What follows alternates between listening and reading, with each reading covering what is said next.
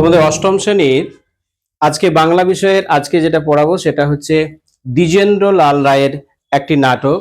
সেই নামটা হচ্ছে চন্দ্রগুপ্ত। এই চন্দ্রগুপ্ত নাটকটা তোমাদের সিলেবাসে আছে, যা ফার্স্ট তোমাদের যে এভলিউশন হবে সেই এভলিউশনে কিন্তু তোমাদের এটা পড়তে হবে। এখন দেখো, আমরা তো কবিতা পড়েছি, গল্পগুলো পড়ছি, কখনো কখনো আমরা প্রবন্ধ পড়েছি। নাটক কি জিনিস? নাটক না একটু এই গল্প কবিতা থেকে একটু আলাদা। কেন না, যখন এই নাটকটা পরিবেশন করা হয় তখন এই নাটকে আমরা বিশেষত লক্ষ্য করি দুটো জিনিস। একটা অভিনয়, তাই না? আর অভিনয়ের সাথে সাথে কথা বলা। তার মানে আমরা একাধারে দেখছি আর একাধারে কি করছি, শুনছি। এই জন্য একে বলা হয় দৃশ্য এবং শ্রাব্য, যাকে ইংরেজিতে বলা হয় অডিও ভিজুয়াল। আমরা এই দুটো কিন্তু লক্ষ্য করি একমাত্র নাটকের মধ্যে। কিন্তু এই নাট্যরূপ যখন দেওয়া হয়, কোনো একটা গল্পকে ধরেও কিন্তু নাট্যরূপ দেওয়া হতে পারে। কোনো একটা উপন্যাস যার বিষয়কে কেন্দ্র করে সেটা নাট্যরূপ হতে পারে। তো আমাদের এই যে নাটকটা চন্দ্রগুপ্ত, আমরা চন্দ্রগুপ্ত জানি যে উনি কে? চন্দ্রগুপ্ত কে ছিলেন? রাজা ছিলেন। কোথাকার রাজা? কোথাকার রাজা ছিলেন?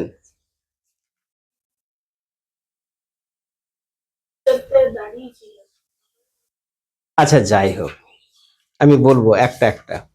এখন এই নাটক শুরু করার আগে যেটা আমরা করব সেটা হচ্ছে কি, যে নাটকটা বিষয়বস্তুটা কি এবং এই নাটকের কোন কোন চরিত্রগুলো আছে, ঠিক আছে, এইটা আমরা কিন্তু আগে ঠিকঠাক করে বুঝে নেব। যদি আমাদের নাটকের বিষয় সম্পর্কে একটু ধারণা চলে আসে, তাহলে আমরা যখন নাটকটা পাঠ করব কিংবা তুমি যখন নিজে পাঠ করবে তখন দেখবে নাটকের যে সংলাপগুলো পরপর পরপর আসছে, এই সংলাপগুলো তোমার পড়তে কিন্তু খুব ভালো লাগবে। কেন, তুমি আগেই কিন্তু ওর খানিক ঘটনা প্রবাহটা কিন্তু বুঝতে পেরে গেছো। দেখবে তোমার সেই নাটকটা কিন্তু বোঝার ক্ষেত্রটা, কনসেপ্টটা, এটা কিন্তু একেবারে ক্লিয়ার হয়ে যাবে। তাহলে এই চন্দ্রগুপ্ত নাটক লিখেছেন দ্বিজেন্দ্র লাল রায়। আমি একটু নাট্যকার সম্পর্কে একটু বলে দিই। ইনি শুধু নাট্যকারই ছিলেন না, ইনি অনেক গান রচনা করেছিলেন এবং অনেক সুরও দিয়েছিলেন। আমরা যার গান শুনি, ওনার রচনার গানগুলো দ্বিজেন্দ্র গীতি, হ্যাঁ না? আমরা দ্বিজেন্দ্র গীতি কিন্তু শুনি। যাই হোক, অর্থাৎ দ্বিজেন্দ্রলাল রায় বিশেষত নাটক লেখার ক্ষেত্রে এবং নাট্যকার হিসেবে আমাদের বাংলা সাহিত্যে এক প্রসিদ্ধ মানুষ। তারই নাটক আমরা চন্দ্রগুপ্ত পড়ব। যে চন্দ্রগুপ্ত নাটকটা আমাদের পাঠ্যাংশে নেওয়া হয়েছে সেটাই চন্দ্রগুপ্ত নাটক থেকে প্রথম যে অঙ্ক, সেই প্রথম অঙ্কের প্রথম যে দৃশ্য, সেই দৃশ্য থেকে নাটকটা আমাদের নেওয়া হয়েছে। তাহলে উৎসটা বোঝা গেছে। ইনি জন্মগ্রহণ করেছিলেন নদিয়া জেলাতে, যে জায়গাটা সেটা হচ্ছে কৃষ্ণনগর। এই কৃষ্ণনগরে 1863 খ্রিস্টাব্দে 19 জুলাই তিনি জন্মগ্রহণ করেছিলেন এবং তিনি মারা গিয়েছিলেন 1913 খ্রিস্টাব্দের 17 মে। বহু নাটক রচনা করেছিলেন। তার মধ্যে যেসব নাটকগুলো তার কালজয়ী এবং খুব প্রাধান্য পেয়েছিল, শ্রেষ্ঠত্বের নাটকগুলো রানা প্রতাপ সিংহ, মেবার পতন, নূরজাহান, এরকম বহু নাটক আছে।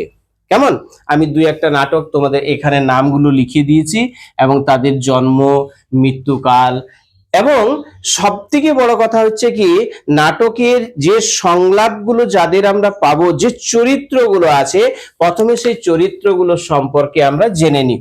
দেখো, এখানে আমাদের মোটামুটি 5টা চরিত্রের কথা এখানে উল্লেখ আছে। অর্থাৎ দেখবে নাটক যখন হয় তখন কিছু কিছু এই বিশেষত লেখা, মানে তোমার স্ক্রিপ্টে বা বইয়ে কিছু কিছু নেপথ্যের চরিত্র আসে এবং মঞ্চে যখন অভিনয় করা হয় তার নাম উল্লেখ করে বলা হয় আসলে সে মঞ্চে আসছে না কিন্তু মঞ্চের বাইরে থাকছে। বোঝা গেছে? এইরকম কিছু কিছু চরিত্র থাকতে পারে। আর মঞ্চস্থ যে চরিত্রগুলো তার মধ্যে কিছু কিছু যে চরিত্র আমাদের এখানে আছে নাটকের, সেখানে এই 5টা চরিত্র কিন্তু আমরা পাবো যারা মঞ্চে উঠবে, মঞ্চে তারা অভিনয় করবে। আমাদের নাটকে এইরকম 5টা চরিত্র সম্পর্কে প্রথমেই যার আছে সে হচ্ছেন সেকেন্দার। ইনি হচ্ছেন আলেকজান্ডার। আমরা জানি বীর আলেকজান্ডার যিনি সারা বিশ্বকে জয় করেছিলেন এবং বিশ্ব জয় করে আসার সময় ভারতবর্ষে যখন তিনি প্রবেশ করেছিলেন তখন ভারতবর্ষের আমাদের ছোট্ট এক রাজ্যের যিনি রাজা ছিলেন কি নাম? পুরু। হ্যাঁ, এই পুরু তাকে বাধা দিয়েছিলেন, বললেন এত বড় বীর আলেকজান্ডার, তাকে বলছেন আমি আপনার সাথে যুদ্ধ করব। উনি আশ্চর্য হয়েছিলেন। তিনি বলেছিলেন যে বিনা যুদ্ধে নাই দিব সুচাগ্র মেদিনী, অর্থাৎ সূচের ডগাতে যতটুকু মাটি ওঠে ততটুকু মাটি আমি বিনা যুদ্ধে আমি কিন্তু দেব না, আমি আত্মসমর্পণ করব না। বহু রাজা আত্মসমর্পণ করেছিলেন কিন্তু পুরু করেননি। বোঝা গেছে? উনি যুদ্ধ করেছিলেন এবং যুদ্ধ করার পরে স্বাভাবিক কারণে এত বড় বীরের কাছে কি উনি টিকতে পারেন? হেরে গিয়েছিলেন। এবং পুরু তাকে তখন জিজ্ঞেস করেছিলেন যে আপনি আমার সাথে কেমন ব্যবহার চান? খুব সুন্দর পুরু একটা উত্তর দিয়েছিলেন যে রাজা যেমন এক রাজার সাথে ব্যবহার করে। উনি অত্যন্ত খুশি হয়েছিলেন তার বীরত্বের জন্য, যে একটা ছোট্ট রাজা, ছোট্ট রাজ্যের রাজা, তার সাহস, তার বীর্য কম নয় তো।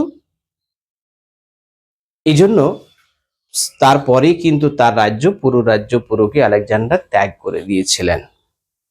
আমাদের নাটকের প্রেক্ষাপটটা আমি বলবো তার আগে একটু চরিত্রগুলো বলে নি। এই আলেকজান্ডার যে এত বড় বীর ছিলেন, তার বাবার মৃত্যুর মাত্র 20 বছর বয়স যখন তার, উনি সিংহাসনে বসেছিলেন। এবং শুধু তাই নয়, এর পরের পদক্ষেপ ছিল দিগ্বিজয় করা। আমি সারা বিশ্বকে জয় করব। তাহলে কি সাম্রাজ্য গঠনের নেশা, যে আমি সাম্রাজ্য গঠন করব, ঔপনিবেশিকবাদ গড়ে তুলবো, মানে উপনিবেশ তৈরি করব না, এইরকম কিন্তু অভিপ্রায় তার ছিল না। তার একটা বলতে পারো এটা খুব শখ ছিল, কিন্তু প্রধান যেটা ছিল তার মধ্যে সেটা হলো তিনি ভেবেছিলেন যে এই বিশ্ব জয়ের মধ্য থেকে আমার বীরত্বের এবং কৃতিত্বের কাহিনী যেন একটা গড়ে ওঠে, আমার বীরত্বের কাহিনীটা যেন ইতিহাসের পাতায় লেখা থাকে। এই ধরনের একটা তার যে আশা, এই ধরনের তার যে একটা সুপ্ত ইচ্ছা, এই ইচ্ছার জন্যই কিন্তু তিনি দিগ্বিজয় করতে বেরিয়েছিলেন মাত্র 20 বছর বয়সের সিংহাসনে বসার পরে। বোঝা গেছে? বুঝতে পারছো? কাহিনী ওই জায়গা থেকে শুরু হবে। সেলুকাস ইনি হচ্ছেন সেকেন্দার অর্থাৎ আলেকজান্ডারের সেনাপতি। এদের তো অনেক সেনা ছিল, চতুরঙ্গ ছিল। 4 ধরনের সেনা হতো, পদাতিক, গজাতিক, মানে কি বলে অশ্বারোহী এবং রথারোহী, রথে চড়ে। তো এরকম বিভিন্ন সেনাদের বিভিন্ন সেনাপতি থাকতো। ইনি ছিলেন, সেলুকাস ছিলেন একজন ওই সেকেন্দার স্যার সেনাপতি। বোঝা গেছে? পরিষ্কার হয়ে গেছে। আরেকজন ছিলেন, তিনি হচ্ছেন অ্যান্টিগোনস। ইনিও গ্রিক যোদ্ধা ছিলেন এবং সেকেন্দার সাহার আরেক সেনাপতি ছিলেন ইনি। বোঝা গেছে? দুজন সেনাপতির কথা আমরা পেলাম এখানে। এবং আমরা সেকেন্দার যিনি গ্রিসের ম্যাসিডনের যে রাজা ছিলেন, ফিলিপের পুত্র, আমি ওখানটায় লিখে দিয়েছি, এগুলো তোমরা পরে কিন্তু তুলে নেবে, কেমন? এবং আরেকজনের নাম পায়, সেটা হচ্ছে হেলেন। হেলেনকে না, গ্রিক সেনাপতি এই সেলুকাস যে আছেন, সেলুকাস এরই হচ্ছে কন্যা, মেয়ে। ঠিক আছে? আর চন্দ্রগুপ্ত, এই চন্দ্রগুপ্ত তো আমাদের মগধের রাজা। বলছিলাম না চন্দ্রগুপ্তকে মগধের রাজা, এটা তোমরা ইতিহাসে পড়েছো। এবং মৌর্য বংশের প্রতিষ্ঠাতা, ইনি মৌর্য বংশ প্রতিষ্ঠা করেছিলেন কখন? না নন্দ বংশকে ধ্বংস করে। আমি লিখে দিয়েছি এখানটা দেখো, নন্দ বংশকে ধ্বংস করে ইনি সাম্রাজ্য যেটা প্রতিষ্ঠা করেছিলেন সেটা হচ্ছে মৌর্য বংশ প্রতিষ্ঠা করেছিলেন এবং মগধের রাজা হয়েছিলেন। এখন কাহিনীটা বেশ সুন্দর। যখন এই আলেকজান্ডার অর্থাৎ সেকেন্দার ভারতবর্ষে এসেছেন, এবারে নাটক শুরু হবে। তো দেখো, নাটক শুরু হলে না নাটকের একটা মঞ্চ দরকার হয়, কিছু সাজসজ্জা, অলর ঝলর, লাইট মাইক, বিভিন্ন ধরনের এগুলো তো প্রয়োজন হয়। এবং সাথে সাথে একটা দেখবে সঙ্গীত থাকে যাকে বলা হয় আবহ সঙ্গীত। কখনো করুণ, যখন দৃশ্য দেখানো হয় তখন করুণ সুরে একটা কোনো হয়তো বাদ্যযন্ত্রের সুর ভেসে আসে। আবার যখন খুব আনন্দ উচ্ছ্বাসের হয় তখন সেই ধরনের বোল বাজে, তাই না? এইগুলো সমস্ত দরকার হয়। পাশাপাশি আমাদের নাটকটা যখন পাঠ্যসূচিতে আছে, অর্থাৎ প্রত্যেকটা নাটকের যখন তার বই পুস্তক আকারে যেটা থাকে সেখানে কিন্তু তার কিছু কিছু ভূমিকা, তার কিছু কিছু ধরো দৃশ্যের বর্ণনা, কেউ প্রবেশ করছে তার প্রবেশ, কেউ প্রস্থান করছে তার প্রস্থান, ব্যাপারটা বুঝতে পারছো? কেউ কাউকে ধরে নিয়ে আসছে, তাকে বলল অমুক তাহাকে ধরিয়া আনিলেন, এটা লিখে দেয়। ওটা পড়ার নয়, এটা তোমাকে যখন নাটক মঞ্চস্থ হবে তখন বলবে, প্রমটাও বলবে না যে প্রম করে এবার অমুক রাজাকে ধরিয়া আনিলেন, এরকম করে বলবেন না, কারণ সেটা যারা সিন ম্যানেজ করছে তারা করবে, ব্যাপারটা বুঝে গেছে?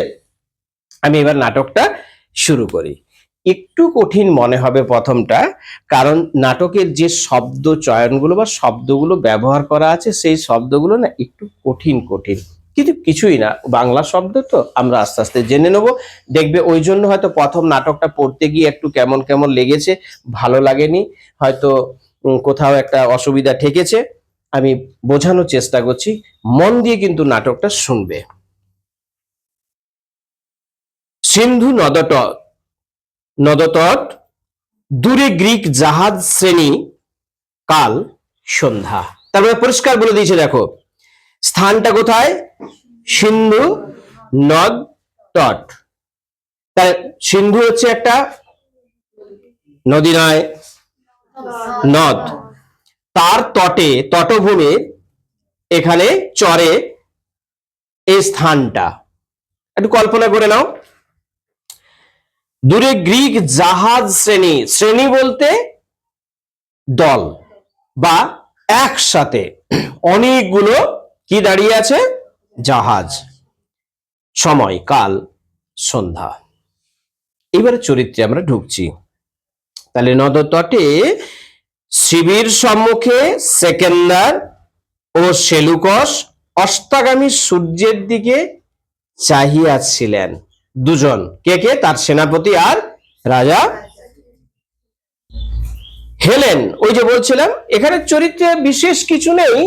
হেলেনের চরিত্রটা গ্রিক সেনাপতির যে সেলুকাসের যে কন্যা, ইনিও কিন্তু আছেন ওখানে, এবং সেলুকাসের হস্ত ধরিয়া তাহার পার্শ্বে দণ্ডায়মান, মানে পাশে দাঁড়িয়ে আছেন।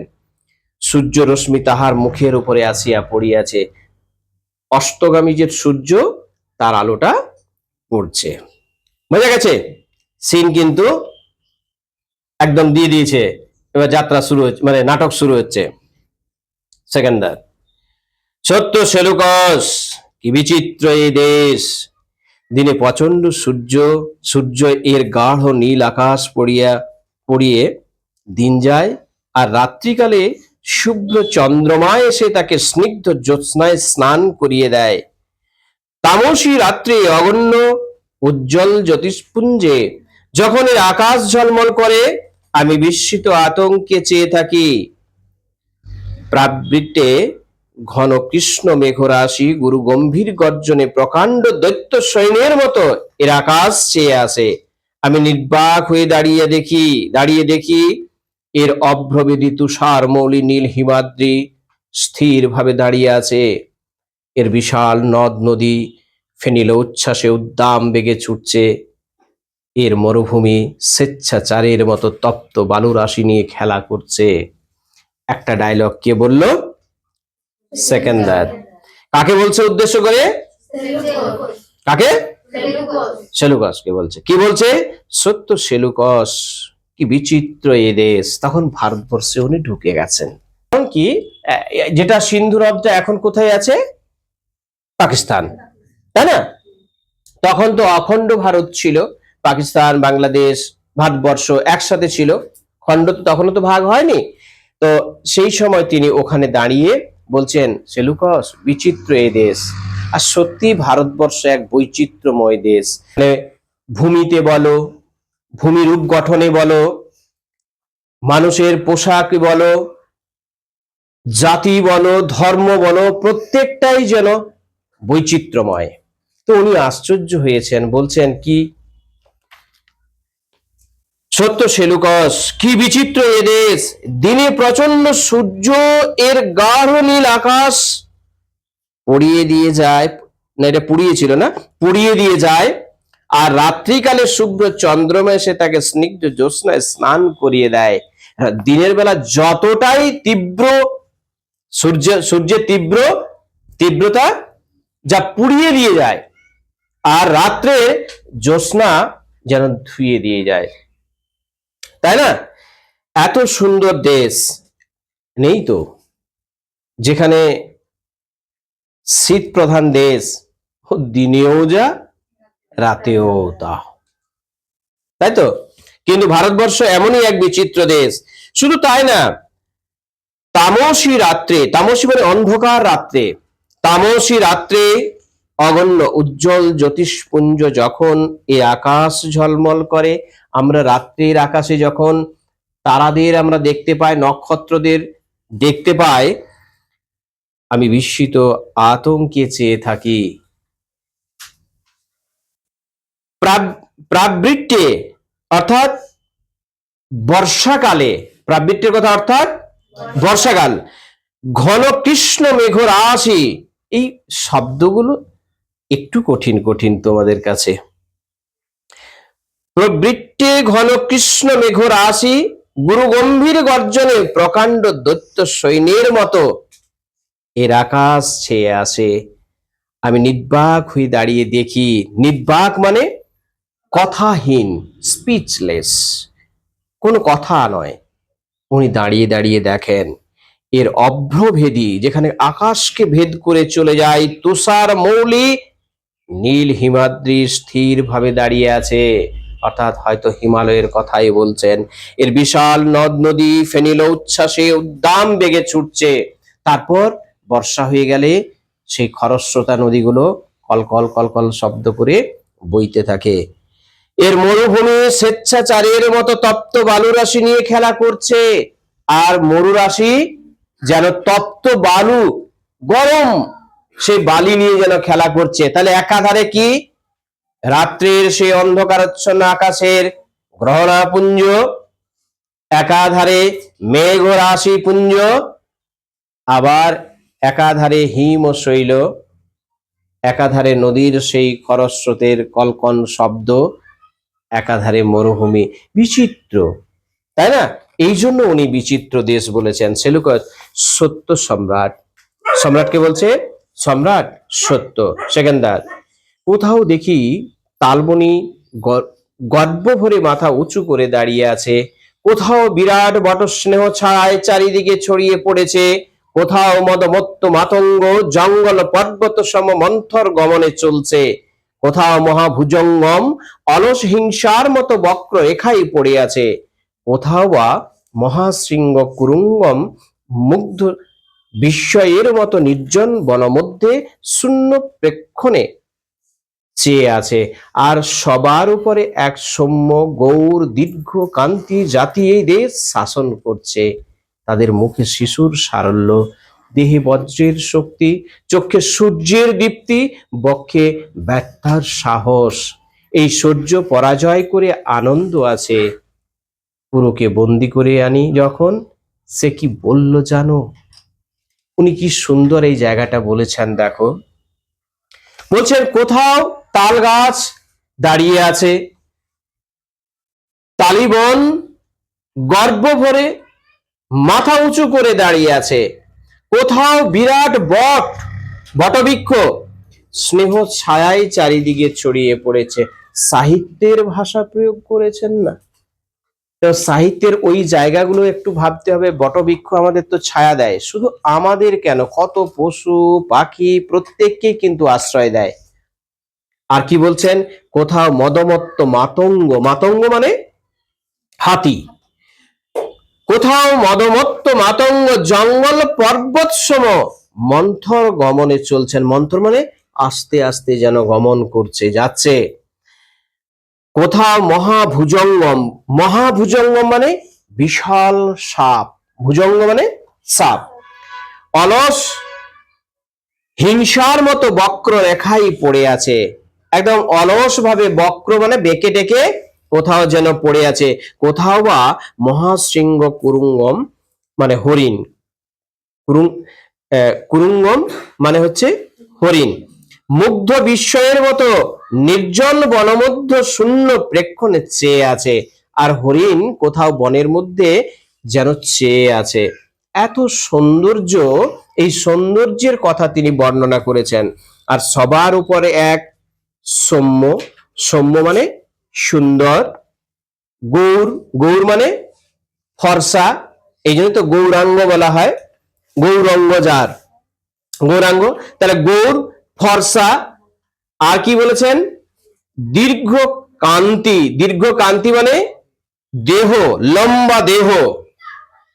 জাতি কোন জাতি, যে ফর্সা সুন্দর লম্বা দেহ? কে? ব্রিটিশ বাবারা।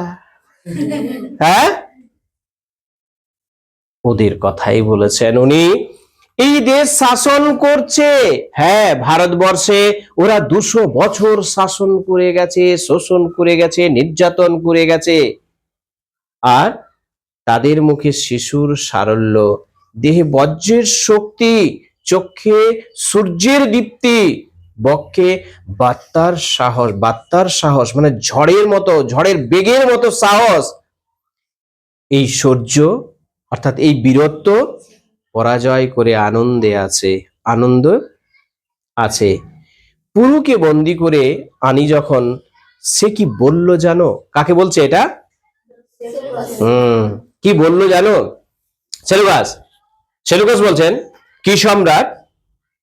সেকেন্দার, আমি জিজ্ঞেস করলাম আমার কাছে কিরূপ আচরণ প্রত্যাশা করো? সে নির্ভীক নিষ্কম্পন স্বরে উত্তর দিল, রাজার প্রতি রাজার আচরণ। একজন রাজাকে যেভাবে আচরণ করে আমিও সেটাই প্রত্যাশা করি। চমকিত হলাম। উনি চমকে গেলেন। ভাবলাম এই একটা জাতি বটে, এটা একটা জাতি। কোন জাতি? উনি কি ছিলেন? আর্য। আমি তৎক্ষণাৎ তাকে তার রাজ্য প্রত্যার্পণ করলাম। তুমি তোমার রাজ্য ফিরে নাও ভাই, তোমার রাজ্য আমার দরকার নেই। সেলুকাস, সেলুকাস বলছেন, সম্রাট মহানুভব, আপনি মহানুভব, যার জন্য মহানুভবতা আপনি দেখিয়েছেন। সেকেন্ডার, মহানুভব, তারপরে তার সঙ্গে অন্যরূপ ব্যবহার সম্ভব? সে যে ব্যবহার করলো আমার সাথে, আর তারপরে অন্য কোনো ব্যবহার করা তার আমার পক্ষে সম্ভব? মহৎ কিছু দেখলে একটা উল্লাস আসে।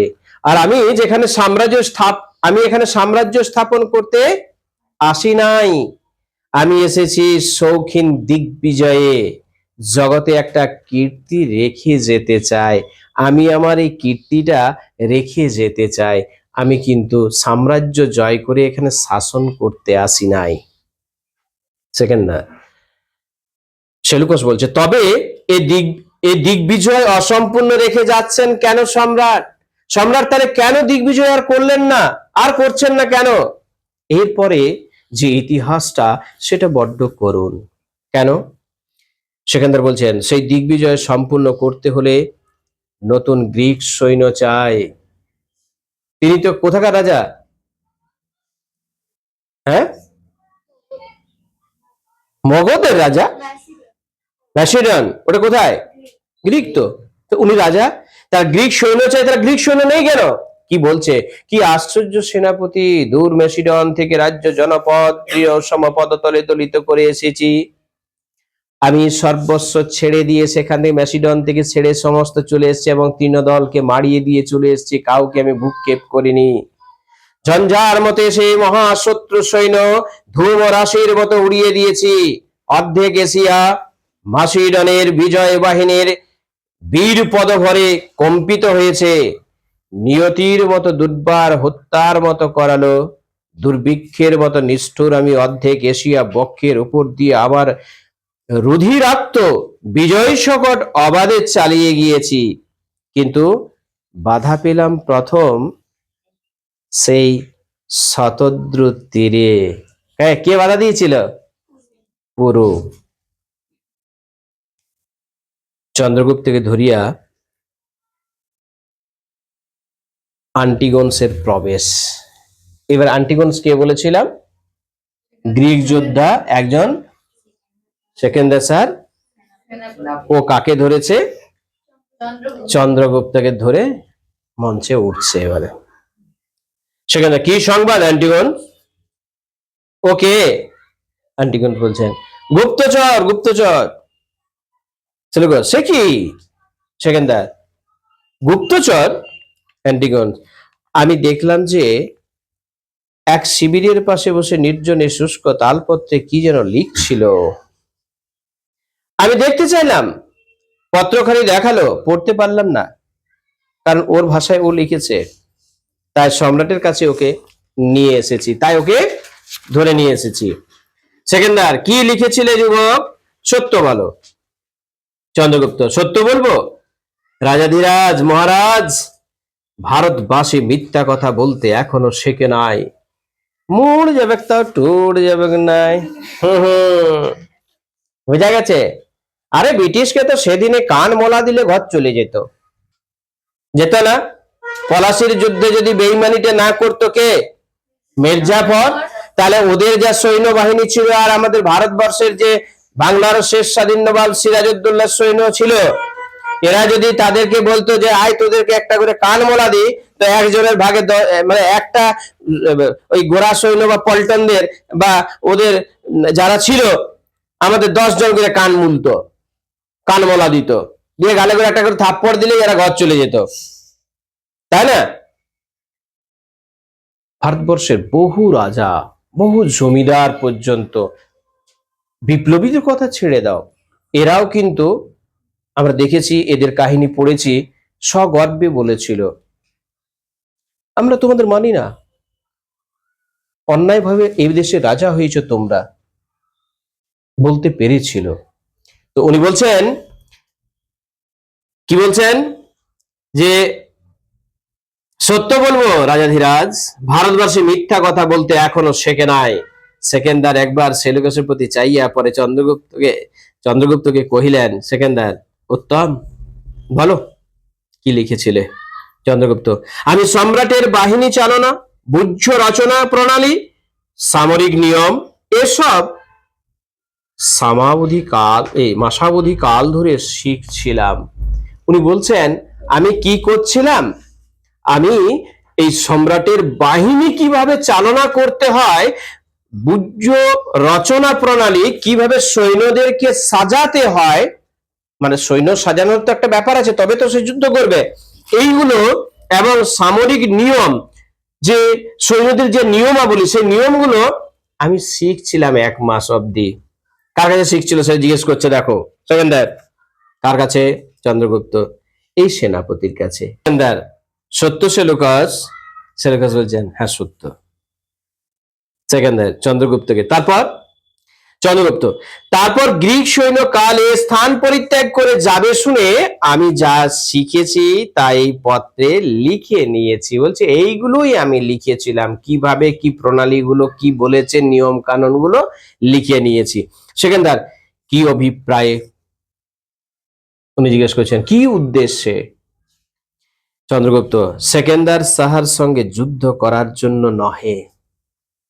বুঝে, সেকেন্দার সাহার সঙ্গে যুদ্ধ করার জন্য কিন্তু নয় সেকেন্দার। তবে চন্দ্রগুপ্ত, তবে শুনুন সম্রাট, আমি না মগধের রাজপুত্র চন্দ্রগুপ্ত, আমার পিতার নাম মহাপদ্ম। আমার বইমাত্র ভাই নন্দ সিংহাসন অধিকার করে আমার নির্বাসন করেছে। আমার বইমাত্র মানে আমার আমার সৎ মায়ের সন্তান ভাই কে? নন্দ সিংহ নন্দ সিংহাসন অধিকার করে আমার নির্বাসিত করেছে। আমি তাহার প্রতিশোধ নিতে বেরিয়েছি, আমি তার প্রতিশোধ নেব। সেকেন্দার, তারপর চন্দ্রগুপ্ত, তারপর শুনলাম মাসিডন ভূপতি অদ্ভুত বিজয় বার্তা, আপনার কথা আমি শুনলাম। অর্ধেক এশিয়া পদতলে দলিত করে নদ নদী গিরি দুর্বার বিক্রমে অতিক্রম করে শুনলাম তিনি ভারতবর্ষে এসে আর্য কলরবি পুরুকে পরাজিত করেছেন। এ ঘটনা যখন আমি শুনলাম, হে সম্রাট, আমার ইচ্ছা হলো যে দেখিয়ে আসি কি সেই পরাক্রম যার ভ্রুকুটি দেখে সমস্ত এশিয়া তার পদতলে লুটিয়ে পড়ে। এমন কে সে যার কুচকানো ভুরু, যার দেহ দেখে, যাকে দেখে সমস্ত এশিয়া তার পদতলে লুটিয়ে পড়ে? কোথায় সে শক্তি লুক্কায়িত আছে? আর্যের মহাবীর্য যার সংঘাতে বিচলিত হয়েছে, অর্থাৎ আর্য রাজপুরু বিচলিত হয়েছে এবং হেরে গেছেন। তাই এখানে এসে সেনাপতির কাছে শিক্ষা নিয়েছিলাম, শিক্ষা করছিলাম। আমার ইচ্ছা শুদ্ধ আমার হিত রাজ্য পুনরুদ্ধার করা, এই মাত্র। আমি আমার যে রাজ্য, সেই স্বরাজ্যকে ফিরে পাওয়া, এটাই আমার হচ্ছে নিজস্ব ইচ্ছা। সেকেন্দার সেলুকাসের পানে চাহিলেন। সেলুকাস, আমি এরূপ বুঝি নাই। যুবকের চেহারা, কথাবার্তা আমার মিষ্টতা লাগলো। আমি সরলভাবে গ্রিক সামরিক প্রথা সম্বন্ধে যুবকের সঙ্গে আলোচনা করতাম। বুঝি নাই যে বিশ্বাসঘাতক। অ্যান্টিগোনস, কে বিশ্বাসঘাতক? সেলুকাস বলছে এই যুবক। অ্যান্টিগোনস, এই যুবক না তুমি? সেলুকাস, অ্যান্টিগোনস, আমার বয়স নামানো, পদবি মেনে চলো। আমি বয়সে ছোট হতে পারি, কিন্তু আমার বংশজাত একটা সূচক আছে, সেটা তো কমসে কম মানবে। অ্যান্টিগন, জানি তুমি গ্রিক সেনাপতি, তা সত্ত্বেও তুমি বিশ্বাসঘাতক। সেলুকাস, অ্যান্টিগোনস তরবারি বাহির করিল। অ্যান্টিগোনস ক্ষিপ্রতর হস্তে তরবারি বাহির করিয়া সেলুকাসের শিরর লক্ষ্য করিয়া তরবারি ক্ষেপণ করিলেন, আর ততোধিক ক্ষিপ্র হস্তে চন্দ্রগুপ্ত নিজ তরবারি বাহির করিয়া সেই আঘাত নিবারণ করিলেন এবং অ্যান্টিগোনস তাহাকে ছাড়িয়া চন্দ্রগুপ্তকে আক্রমণ করিলেন। সেকেন্দার, নিরস্ত হও, সরাও অস্ত্র।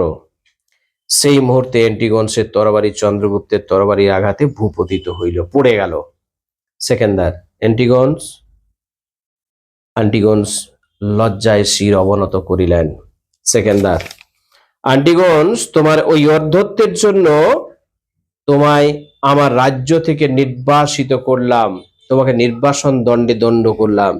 একজন সামান্য সৈন্যাধ্যক্ষের এত দূর স্পর্ধা!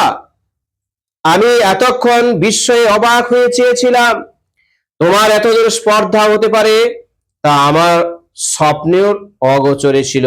যাও, এই মুহূর্তে তোমায় নির্বাসন করলাম। এবং অ্যান্টিগোনস সেখান থেকে মঞ্চ থেকে নেমে গেলেন, মানে প্রস্থান হয়ে গেল। এবার সেকেন্দার, আর সেলুকাস, তোমার অপরাধ তত নয়, কিন্তু ভবিষ্যতে স্মরণ রেখো যে গ্রিক সম্রাটের সম্মুখে চক্ষু রক্ত বর্ণ করা গ্রিক সেনাপতির শোভা পায় না। আর যুবক? চন্দ্রগুপ্ত বলছেন, সম্রাট, সেকেন্দার, তোমায় যদি বন্দি করি, এবার তোমাকে যদি বন্দি করি। চন্দ্রগুপ্ত, কি অপরাধে সম্রাট? বাঘের বাচ্চা, ছাড়বে না। কি অপরাধে সম্রাট? সেকেন্দার, আমার শিবিরে তুমি শত্রু গুপ্তচর হয়ে প্রবেশ করেছো, এই অপরাধে তোমাকে আমি গ্রেপ্তার করব, তোমাকে বন্দি করব। চন্দ্রগুপ্ত, এই অপরাধে? ভেবেছিলাম যে সেকেন্দার সাহাবীর, দেখছি তিনি বীরু, বীর লয়, বিতু, আমাকে আপনি বন্দি করে দিবেন। এক গৃহহীন নিরাশ্রয় হিন্দু রাজপুত্র ছাত্র হিসেবে তার কাছে উপস্থিত, তাতেই তিনি ত্রস্ত, ভয় পেয়ে গেছেন। সেকেন্দার সাহা এত কাপুরুষ তা ভাবি নাই। আমি ভাবলাম কোথা বিশ্ব এশিয়া সব জয় করে এসে ভারতে এসছে, আমাকে দেখে আপনি ভয় পাচ্ছেন। সেকেন্দার, সেলুকাস বন্দি করো। কি বলছে? ওকে বন্দি করো। চন্দ্রগুপ্ত, সম্রাট আমায় বধ না করে বন্দি করতে পারবেন না। শুনে রাখুন বাঘের বাচ্চা, আমাকে বধ করবেন, তারপর বন্দি করবেন। আর সে কি বলেছিল? বিনা যুদ্ধে আমি এক সূচের আঘাতও আমি একটু মাটি পর্যন্ত দুব না। আয় যুদ্ধ কর, তুই কত বড় বীর হয়েছিস। কে বলেছিল? পুরু। আর এই এক আরেক যন্ত্র, সে বলছে আমাকে বধ করা না পর্যন্ত বন্দি করতে পাবেন না। তরবারি বাহির করিলেন, এবারে যুদ্ধ করার জন্য তরবারিও বার করে নিয়েছেন। আয়। তখন সেকেন্দার সোল্লাসে খুব আনন্দের সঙ্গে বলছেন, চমৎকার,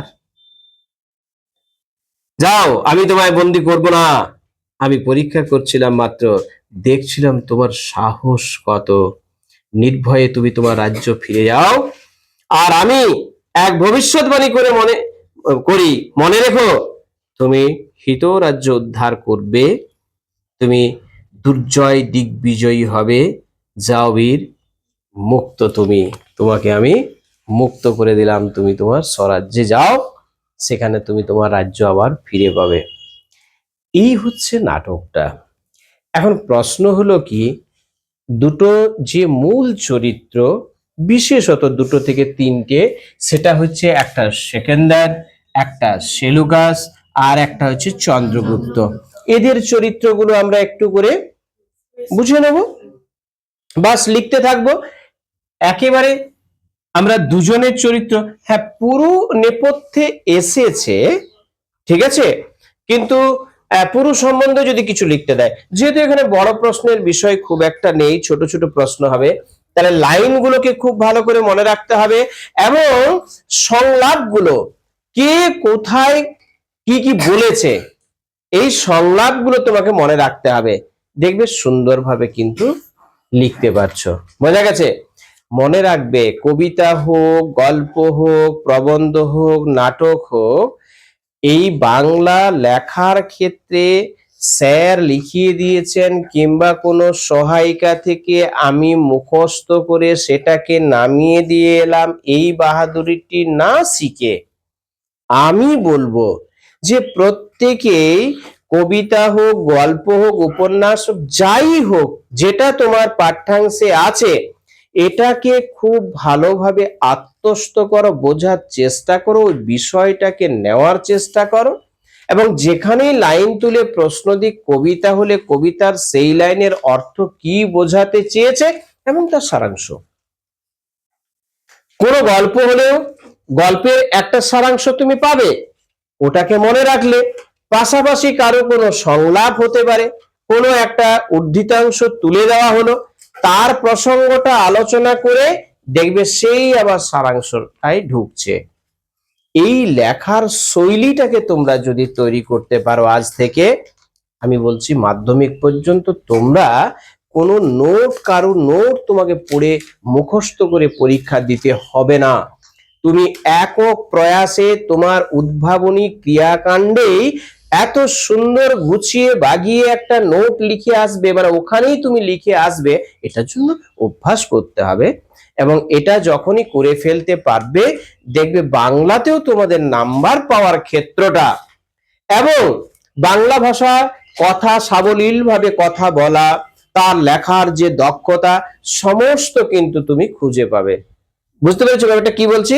তাহলে আমি প্রশ্ন বিশেষ লেখাবো না, দুটো একটা প্রশ্ন লেখাবো, এবং কিভাবে আমি লেখাচ্ছি, ওর যে শৈলীটা, স্টাইলটা, এটা শিখিয়ে দেবো, ধরিয়ে দেবো। বাকি প্রশ্নের উত্তর কিন্তু তোমরা, আমি প্রশ্ন দেবো, তোমরা লিখে লিখে নিয়ে আসবে।